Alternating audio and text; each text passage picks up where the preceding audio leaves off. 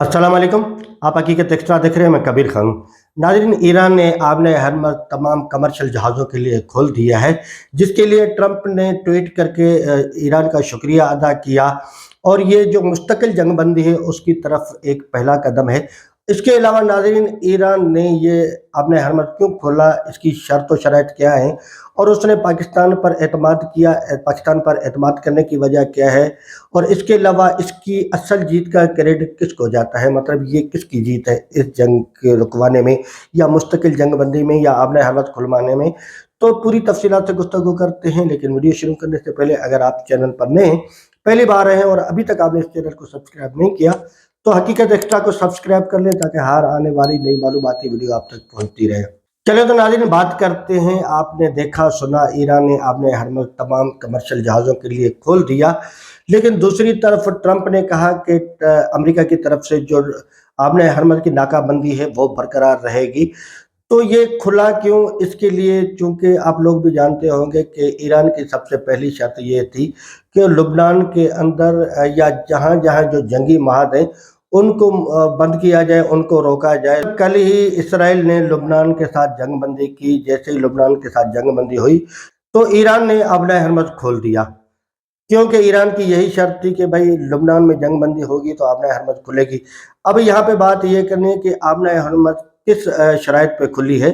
तो आबने हरमज़ इसी शराइत पे खुली है कि ईरान ने कहा है कि आबने हरमज़ पे जो कंट्रोल है वो हमारा ही रहेगा, किसी और का नहीं। और इसके साथ ही अगर हमने खोला है तो अमेरिका को यहाँ पे नाकाबंदी ख़त्म करनी होगी, वो अपनी नाकाबंदी ख़त्म कर दे।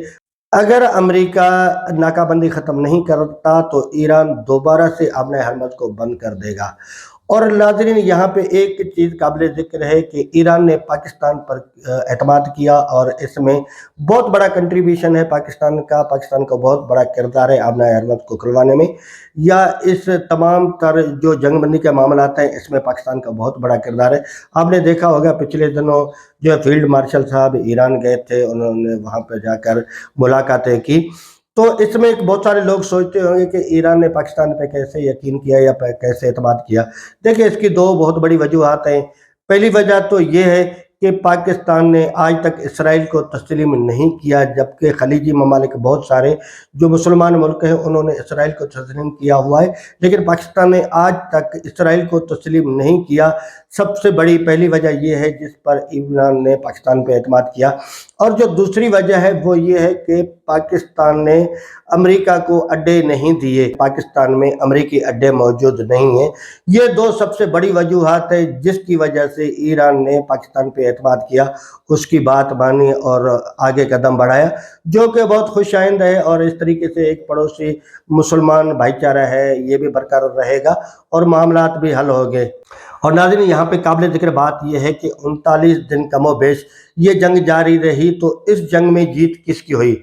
देखें, जो अमेरिका और इसराइल ने जंग छेड़ी थी, असल में जंग तो इसराइल ने छेड़ी थी, अमेरिका को तो उसने इस्तेमाल किया। कहते हैं ना, जब सामने से कोई शेर आए तो बंदा किसी के पीछे छुप जाता है। मतलब इसराइल ने अमेरिका को आगे कर दिया था, जो कि अमेरिका की जंग थी ही नहीं। इसराइल का सबसे बड़ा मकसद ये था कि ईरान में रजीम चेंज किया जाए। रजीम चेंज करने के बाद जो हुकूमत आएगी वो उनकी मर्जी की आएगी, उसके ज़रिए वो अपने मकासद हासिल करना। और सबसे बड़ा जो मकसद था वो इसराइल का था, ग्रेटर इसराइल और ताबूत सकीना हासिल करना, जिसकी वजह से असल ये जंग है। ना तो ये किसी मिनरल पेट्रोल पे जंग हो रही थी, ना ही कहने को तो बहुत सारी बातें हैं, या ना ही कोई ये यूरेनियम की थी, ना ही कोई कीमियाई हथियारों की थी। असल जंग ये थी कि ईरान से अपना जो इसराइल का ग्रेटर इसराइल का रास्ता है वो हमार करना और उसके बाद ताबूत सकीना तक पहुंचना, जो कि नहीं हुआ। 39 दिन मुज़ाहमत की और एक पुरवकार मुज़ाहमत जिसको बोलते हैं ना, एक 45 साल से पाबंदियों के अंदर जकड़ा हुआ मुल्क, दो मुल्कों से जो खुद को सुपर पावर कहते हैं या जिनसे टकराने से दुनिया डरती है, इसराइल और अमेरिका दोनों, उनसे 39 दिन पूरी मुज़ाहमत पुरवकार तरीके से की।